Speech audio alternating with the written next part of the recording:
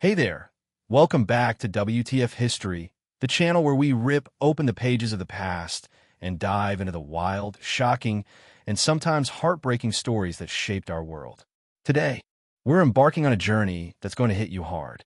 We're talking about the most brutal punishments women have faced throughout history. Not just random acts of cruelty, but deliberate, calculated ways to control their voices, their bodies, their very existence. These aren't just tales of suffering. They're stories of resilience, of women who faced unimaginable horrors and still left their mark on history. So settle in, maybe grab something to hold on to, because this is going to be a long, intense ride. Let's step into the past together and uncover truths that'll make you question everything. Imagine you're a little girl in 10th century China, barely 5 years old, playing in your family's courtyard, your laughter echoing through the air. Life feels simple, carefree, until one day your mother or grandmother sits you down, her face serious, maybe even tearful. She holds a long strip of cloth in her hands, and before you know what's happening, she's wrapping it around your feet, tighter, so tight you feel your bones creak. You cry out, but she shushes you, saying this is for your future, your beauty, your place in the world. This is footbinding, a practice that would define the lives of millions of Chinese women for 1,000 years, from the Song dynasty all the way to the 20th century. It wasn't just a custom. It was a brutal tradition that turned pain into a status symbol, all in the name of an ideal called lotus feet. The goal was to make a girl's feet no longer than 3 inches, small enough to fit in the palm of your hand. Why? Because tiny feet were seen as the ultimate mark of elegance, a sign of wealth and refinement. If your family could afford to have a daughter who could barely walk, it meant you didn't need her to work in the fields. It was a flex, a way to show off. But for the girls, it was agony. The process started young because children's bones are softer, easier to break. Yes, break. The toes were folded under, the arches crushed, the foot forced into a shape that was anything but natural. The bindings were tightened daily, sometimes multiple times a day, for years. The pain was constant, a throbbing, searing torment that never let up. Girls would sob, beg to stop, but this was non-negotiable. A girl with unbound feet was unmarriageable, destined for a life of shame or poverty in a society where a woman's worth was tied to her husband. The physical toll was horrific. Infections were common. Skin would tear, toes would rot, sometimes fall off entirely. Gangrene wasn't rare, and neither was death from sepsis. Imagine a child, maybe 7 or 8, crawling on her knees because standing was too painful, her feet wrapped so tightly they were turning black. And yet, this wasn't seen as punishment in the traditional sense. No one was accusing these girls of crimes. This was just normal, expected, a rite of passage for girls in elite families, and even some poorer ones who hoped to climb the social ladder. By the time these girls became women, their feet were permanently deformed, often curled into a claw-like shape. They walked with a teetering gait, like they were floating, which is where the lotus name came from. Poetic, right? Except there was nothing poetic about a lifetime of chronic pain, limited mobility, and dependence. What gets me is how this wasn't just about beauty, it was about control. A woman with bound feet couldn't stray far from home. She couldn't run, couldn't work, couldn't easily defy her family or husband. Her world was shrunk to the walls of her house. Her life dictated by those who decided her feet weren't good enough as they were. And the wildest part? Women often enforced this on their own daughters. Not because they were cruel, but because they believed it was the only way to secure a future. Mothers who'd endured the pain themselves saw no other path for their girls. It's a cycle that's hard to wrap your head around. Oppression so deep it became tradition, passed down like a family heirloom. By the time reformers in the 20th century started pushing back, millions of women bore the scars, some until their final days. Their stories aren't just about suffering. They're a reminder of how far society can go to control half its population, all under the guise of beauty. Now, picture a different scene, far from China's courtyards, in 18th century India, where the air is thick with the scent of sandalwood and smoke. A woman stands before a towering pyre, her husband's body lying atop it, wrapped in white cloth. She's young, maybe in her 20s, her eyes hollow with grief, or maybe fear. The crowd around her is chanting, their voices a mix of reverence and expectation. This is Sati, a practice where a widow was expected to climb onto her husband's funeral pyre and burn herself alive. It was sold as the ultimate act of devotion, a way to prove her love and loyalty beyond death. But let's strip away the romanticized veneer. For many women, this wasn't choice. It was a death sentence, wrapped in the suffocating weight of tradition. Being a widow in this time and place was a kind of social death. Once your husband died, you were often seen as a curse, a burden. Your hair might be shaved, your jewelry stripped away, your colorful saris replaced with plain white cloth. You were excluded from festivals, shunned by neighbors, sometimes even barred from inheriting property. For some, Sati was pitched as a way out, a path to honor, a chance to ascend to some spiritual glory. But the reality was far uglier. Families, priests, even entire communities would pressure widows into the flames. Some were coerced with promises of eternal respect. Others were outright forced, tied to the pyre, drugged, or beaten if they tried to flee. The fire didn't care about their tears or their screams. It consumed them all the same. The ritual itself was a spectacle. The pyre was built high, stacked with wood and kindling, sometimes doused with ghee to make it burn hotter, faster. The widow, often dressed in her finest clothes as if for a celebration, was led or carried to the center.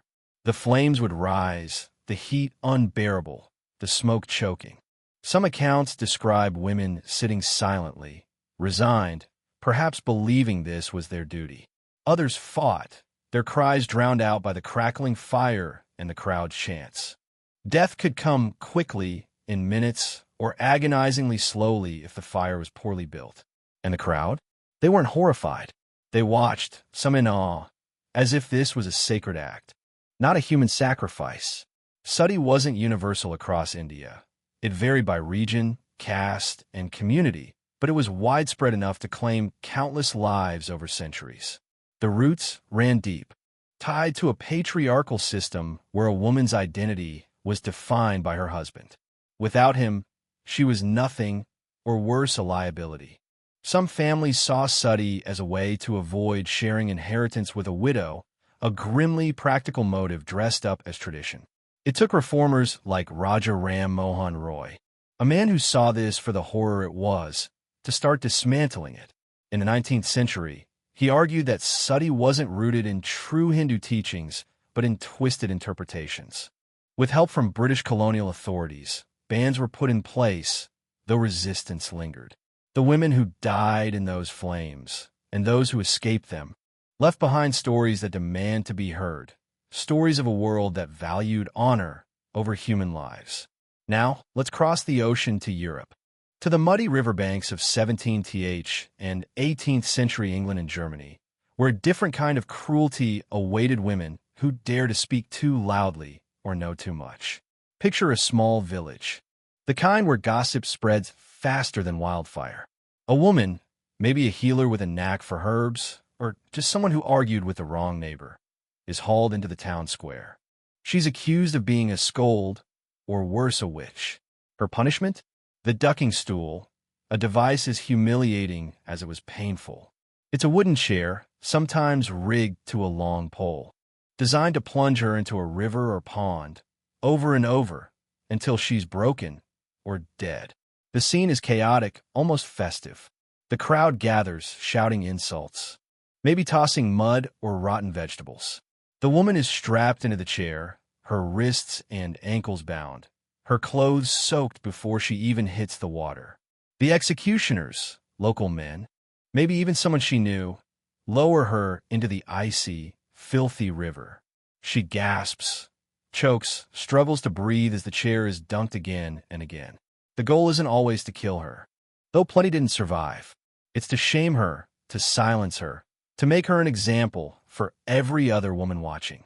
This is what happens when you talk too much, the message says. This is what happens when you step out of line. The physical pain was brutal. The water was often freezing, full of sewage or worse. Repeated dunking could lead to hypothermia, infections, or drowning if the executioners got sloppy. But the real cruelty was the spectacle. This wasn't done in private. It was public entertainment. Families brought their kids, vendors sold food, and the crowd laughed as the woman fought for air. And if she was accused of witchcraft, the stakes were even higher. During the witch hunts that swept Europe, the ducking stool was sometimes used as a test. If she drowned, she was innocent, great, but dead. If she survived, she was a witch, often burned later anyway. It was a trap, designed to punish no matter the outcome. What makes this so infuriating is the double standard. Men could be loud, disruptive, even violent, and face little consequence. But a woman who spoke her mind, who knew too much, or who just didn't fit in, she was a threat. The ducking stool wasn't about justice. It was about control, about reminding women their place was to be seen, not heard. The crowds who cheered didn't see her as a person. They saw her as a lesson. And yet, some women endured, spitting defiance even as they were dunked, their voices refusing to be silenced. That defiance takes us to an even darker corner of Europe, to the 15th through 17th centuries, where the Spanish and Portuguese Inquisitions turned faith into a weapon of terror. Imagine a woman, maybe a midwife, a scholar, or just someone who asked the wrong question about the church. She's dragged before a panel of grim-faced inquisitors, accused of heresy or witchcraft. The accusations are flimsy, rumors, grudges, maybe a neighbor's envy, but that doesn't matter. Once you're in their hands, the goal is clear: confess or suffer until you do.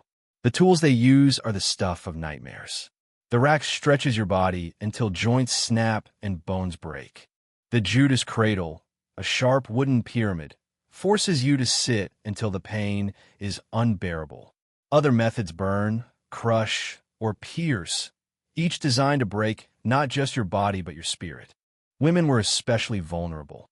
Their gender made them suspect, seen as weaker, more likely to be swayed by the devil.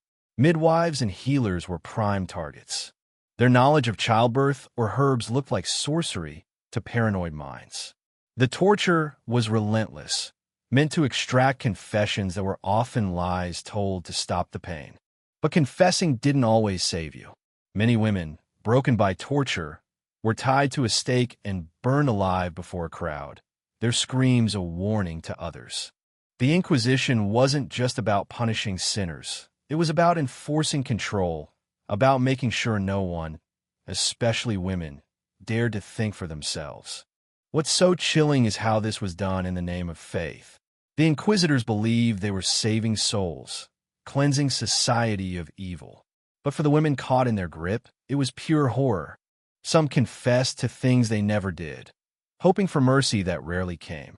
Others held out, refusing to break, their defiance a spark in the darkness. Their stories remind us of the cost of fanaticism, of what happens when power and fear twist belief into cruelty. And that brings us to the heart of why we're here telling these stories. From the broken feet of Chinese girls to the burning pyres of Indian widows, from the dunking stools of Europe to the torture chambers of the Inquisition, these punishments weren't random. They were systems built to control women, to silence them, to keep them in their place. But through it all, women resisted. They survived. Some fought back in quiet ways, passing down their stories. Others became symbols of change, their courage outlasting the systems that try to crush them. These stories aren't just about the past, they're warnings.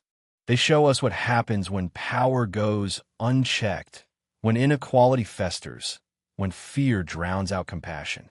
Today, we might not bind feet or burn witches, but the echoes of these systems linger in expectations, in judgments, in the subtle ways women are still told to stay small, stay quiet. By remembering these women, we honor their pain and their strength.